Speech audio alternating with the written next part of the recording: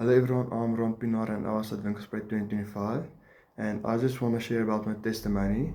So my biggest fear is actually making people feel disappointed, uncomfortable or not being able to help someone. So it was really hard on me to give my life to Jesus because I felt he was going to be disappointed and bothered with my life and what I did in it. So 2 years ago at Winkelspruit, on the third night actually, I decided to give my heart to Jesus. But I always had this aching feeling after that in my chest, and I just ignored it because I thought it was my guilty conscience about the sins I committed. So at the second day in the morning worship, our pastor told us that not everyone has given their heart to Jesus, and I ignored it because I didn't think it was applicable. And the night he mentioned it again, and that we should give it the deepest part of our heart and our deepest secret.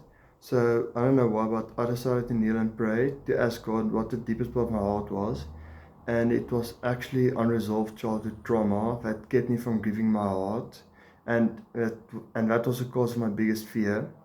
So I felt really stressed and depressed about that because the 2 years I spent on building my relationship with God was built on lies, so it wasn't really a deep connection.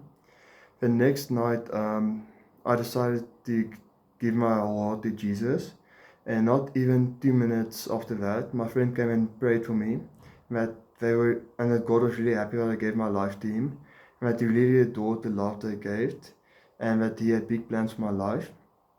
The night after that, I think it was Thursday night, the last night, my other friend came and prayed for me and gave me a calling about what I was going to be in life and that I was going to help other people, which made me really happy.